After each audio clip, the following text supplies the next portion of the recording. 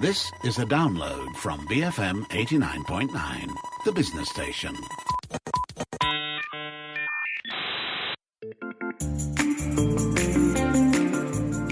It's Fun Friday. My name is Jeff Sandhu. On last week's MSP, Matt Armitage thrilled us with a tale of swashbuckling, misadventure and misspoken grammar.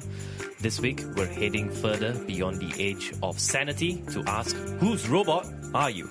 Should we assume that this is another one of those shows talking about our entire existence being a computer simulation and that the creator of our universe is actually a preteen working on a school computer project, Matt? That's a very specific example.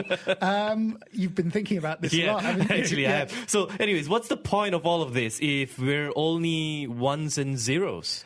Well, I'd probably point you in the direction of Rod Rees's Demi-Monde series of books. Simulations aren't actually what we're talking about today, by the way, but if it was, then your life still has as much meaning as it did before you actually realized it was a simulation. It's not like pain or joy is any less real, or when you broke your wrist, it hurt, right? Or the taste of food. You know, it's very unlikely that we'll be in that kind of Matrix type situation. I don't think anyone is holding our bodies prisoner while our minds are plunged into some fiction. This is our existence. It doesn't really matter if it's a simulation or not. And I think it's probably as simple as that. So why are we robots? Well, this is building on from something we were talking about in last week's Geek Squawk. Now, radio listeners will know that these shows, MSP and Geek Squawk, are kind of a pair. They come together. But I have had some of our podcast listeners tell me that they know about one show but not the other. So both shows are me and Jeff. I get to wander off into fantasy realms and thought experiments on MSP, whereas on Geeks, we're a bit more grounded in the events of the week, looking at big or quirky stories from the world of tech and culture. All right, that's it for the cross-promotion. That's done now. So how does this follow up from last week's Geeks? Well, we were talking about the 10-year challenge and how that information can be used to train machine intelligence to identify, track, and even age humans more effectively. We also mentioned some other areas where we are inadvertently helping to train artificial intelligence. So you're being literal here. You're saying that we're actually robots. Well, not in a mechanical sense, but in the sense that we are often used as objects that are the possession of someone or something, which of course begs the question, whose robots are we? Who actually thinks that they own us? This is a very light and fluffy topic for a Fun Friday. And that's why they call me Teddy Bear. No one calls you Teddy Bear. I know, but you can't start these things until you put them out there, right? I'm going to paraphrase the American author, scholar, and professor emerita at Harvard Business School, Shoshana Zuboff. Now, she said, once we thought of digital services as free, and now those digital service companies think of us as free. Oh, that's a little chilling. And that's why they call me Teddy Bear. No, but like Teddy Bear, it's really just about putting a name and an explanation to all the things that make us uncomfortable about the digital era. So we'll come back to Professor Zuboff later on, and more specifically, the concept that she's been working on, which she calls surveillance capitalism. So amid the discomfort of all of this digital life, we've seen the first stirrings of anxiety in both the popular protests against establishment politicians and also the backlash that many technology companies have faced over the last couple of years. So it's like that sixth sense or that itch you can't quite scratch. You know something is wrong, you know that something isn't the way you want it, but you don't quite know how to shape or vocalize those thoughts and doubts. What's that itch? Well, in your case, it's probably something that needs urgent medical attention. Oh, gosh. But this is, this is one of those tropes that we come back to so often on the show. The scale of transformation that we've undergone in the last 20 years. We've seen all kinds of models that have stood for decades, if not hundreds or even thousands of years, being turned upside down since the millennium. We've seen information move out of buildings and books where it had to be painstakingly found and researched and cross-referenced. We can communicate instantly. We don't have to schedule phone calls, or we don't have these slow exchanges of letters. Money zips around the world in seconds. You know, we don't spend half our free time schlepping around shops in different parts of town anymore. We just buy things online. Everything has gotten faster and, depending on the way you look at it, more convenient. You know, Matt, most people will argue that these are good changes. And they are. There are so many ways in which our world has improved, and those improvements have been fueled by this rapid spread of technology. But so often we're happy to accept whatever shiny new service or app or startup disruption somebody hands to us. Now, we've mentioned before, we've reached that point where the technology is too complex for us to grasp. You know, when I was a kid, you could open up the hood of your car and, you know, there was an engine there. Today, there'll be some kind of protective cover over most of the engine, which is mainly there to stop you tinkering with it or trying to understand how it works. And so sometimes there's no engine at all. Well, precisely. In the case of electric cars, yeah. So we're actively discouraged from understanding how things work. Well, you know, in the world that we know, money is the currency. So we might not have a lot of it, but we can see it, we can touch it, and we want to find out where we can get more. In the new digital economy, which we'll actually talk a bit about in Geeks as well, information is the currency, data is information, and money derives from that information. So, no, it isn't in the best interests of any information gathering company to have us look too closely at how that data is generated, retained, and used. So that lack of clarity and definition is a deliberate act.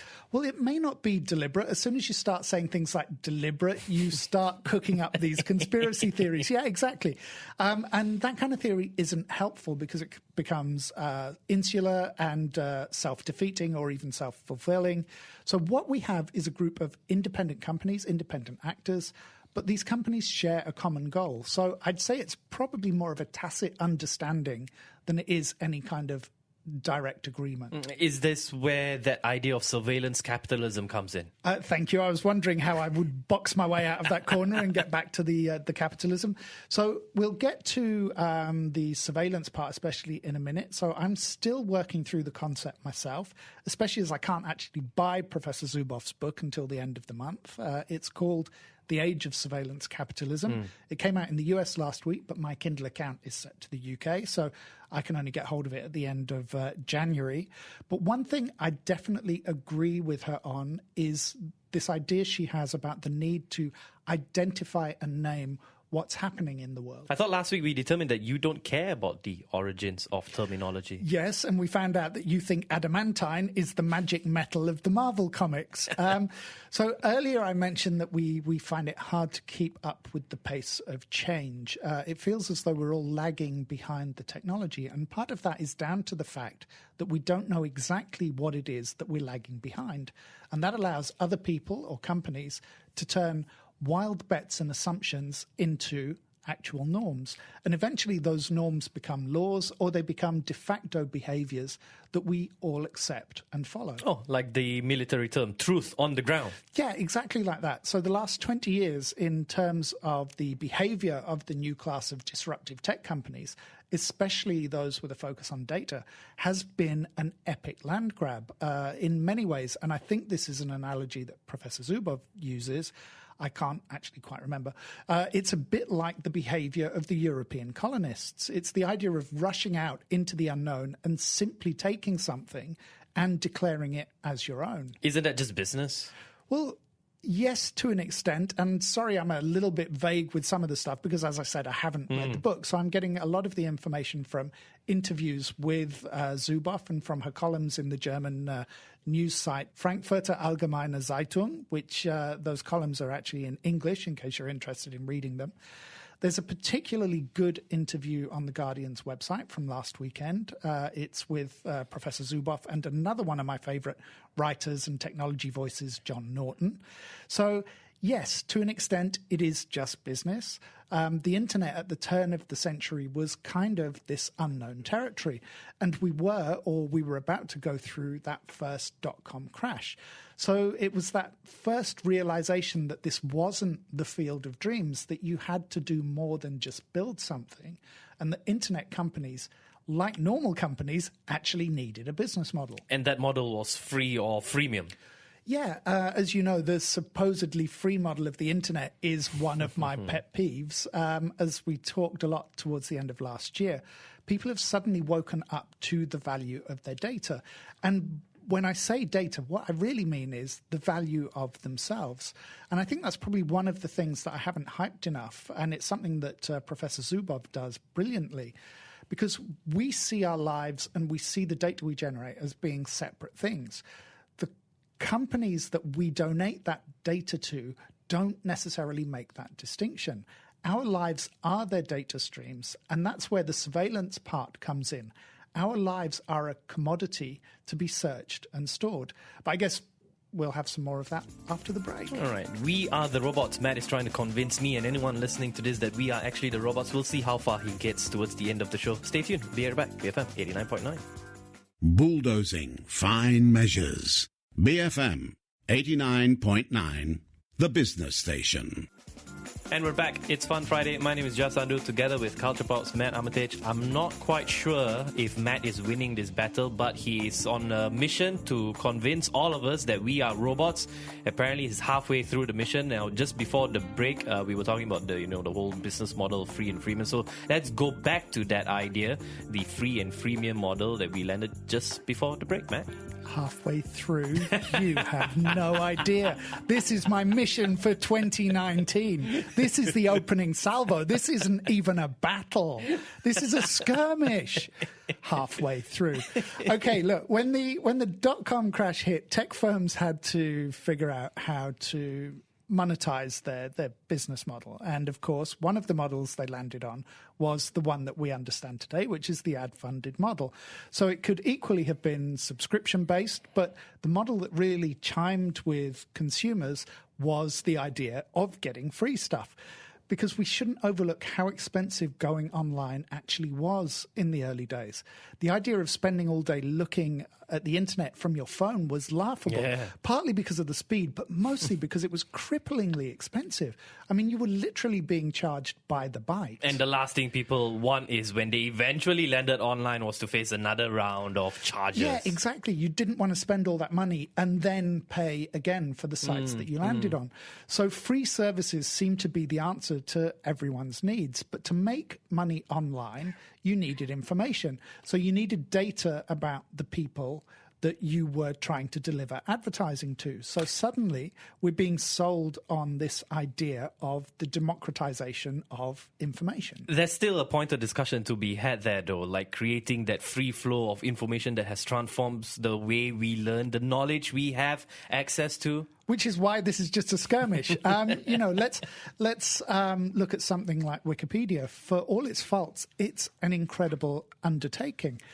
Being able to look through newspapers and government databases, all of these things that we find online, but that's actually just a very small part of this overall data story. And it's entirely separate from the discussion about how Facebook and Google and hundreds of other companies ended up owning our data. So by portraying the idea of this democracy of data, those companies were also able to assert ownership of the information that, we shouldn't forget, we generate for them. But there was no law that said that should or shouldn't be the case. So it's kind of like the gambler at the roulette wheel. You choose a number and throw. They're just chancing their luck. When we push back, when we knock the companies back, they tend to retreat. But they continue to push at the limits of what we will let them get away with. Which is where that idea of naming comes in. Yes, because until we define the system, we can't identify our place or our role in it. It's like that analogy I made last year about the social media model and farming. So the farmer has cows, he milks the cows, he sells the milk to supermarkets and to their customers. So in that model, we think we're the customers, but we're not. We're the cows being milked. We're looked after just well enough for the farmer to pull a profit from us. How does this fit in with the idea of surveillance capitalism? Well, first of all, let's look at the surveillance part. So traditionally, we look at surveillance as something that a government or some official body does. But over the last year, we've heard terms like opposition research, and these things have kind of come into public knowledge and public consciousness. And it throws kind of harsh light on the fact that companies I'm not going to use the word spy, but they do keep tabs on people and other institutions. I'll say it, spy. Okay, you say it. But we do still tend to think of that surveillance in classic spying terms. We don't envisage it as being a trail of data. As a surveillance tool. Well, yeah, companies don't need to be watching and listening to you to know everything that you're doing. They know what you bought for lunch. They know what funny product you just saw in the pharmacy. They know what you're wearing today.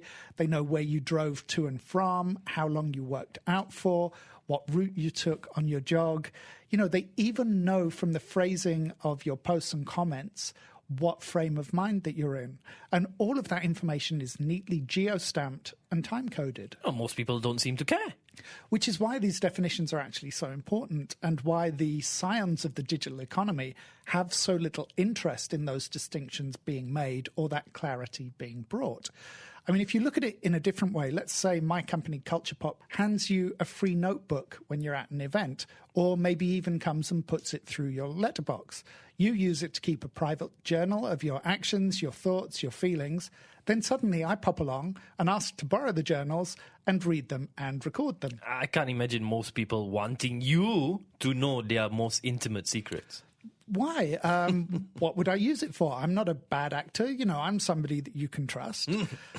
But then take it a stage further. What if I simply grab that journal and tell you it's mine and that everything in it is mine, that the book was always mine and that I only lent it to you to write in? And that's the world that we've somehow, if not exactly agreed to, then not actively protested against. And in this version of the world, that lack of protest is actually interpreted as acquiescence. And we started off the show asking the question, whose robot are you? Where does the robot part come in? Well, go back to the farm analogy. So in a surveillance economy, we are a product. So again, we look at the 10-year challenge. And if you haven't read it yet, please check out Kate O'Neill's insightful piece on the challenge at wired.com. But for most of us, that challenge was just a fun little exercise. You know, you post a picture of yourself today and another one from 10 years ago. Perfectly harmless, right? But that information, and let's not forget that every piece of data we give away is information. That information can be used to train a facial recognition artificial intelligence. Yeah, but the argument is that if they have access to our photos and our profiles, can't those machines already draw those parallels? They can, but your online pages are full of noise. Think of the number of pictures that a lot of people post. It's multiples a day. How many of those are selfies or other shots that have you in them? You know, most people are not as fastidious as I am about keeping their face offline. What the challenge does, therefore, is shortcut the work to train that machine intelligence. You are choosing two images that you think are a good representation of how you looked then and now. That's an incredible shortcut through all of that noise of thousands of potential images of you and perhaps having to tune out people, maybe relatives, who have more than a passing resemblance to you. In other words, we could look at it as if we had just been sent a piece of code and completed a programming request. Yeah, exactly. And you can see that pattern being repeated throughout the hundreds of interactions we have with technology every day. We're being told that technology is there to make our lives easier. And there is some truth to that in certainly a superficial sense, but we are the information, and the companies are using us to train and shape the products of tomorrow for them to sell back to us and to other people. It's like having the world's most comprehensive and practically free research and development center. It still brings us back to that same question. Why does it matter? Because you have to get your head around the fact that in this new digital world, you are viewed as bytes, a data set, not as a living, breathing, thinking organism. So what sounds like a simple question requires a really long and complicated answer. And everything with you is long and complicated? Well, this is where I get to flash my Douglas Adams card again. In a sense, the answer is simple and seemingly nonsensical. And it's that we are information. But it's like the Douglas Adams answer 42. When you see that answer, you begin to see how vast and layered the question really was. And that's partly the reason I think that writers like Norton and Zuboff and O'Neill are shining a light on this area. So let's flash back to those politicians asking Mark Zuckerberg and Sundar Pichai questions last year. the questions were mostly irrelevant because the politicians had no frame of reference with which to pose them. You were looking at people living in alternate realities.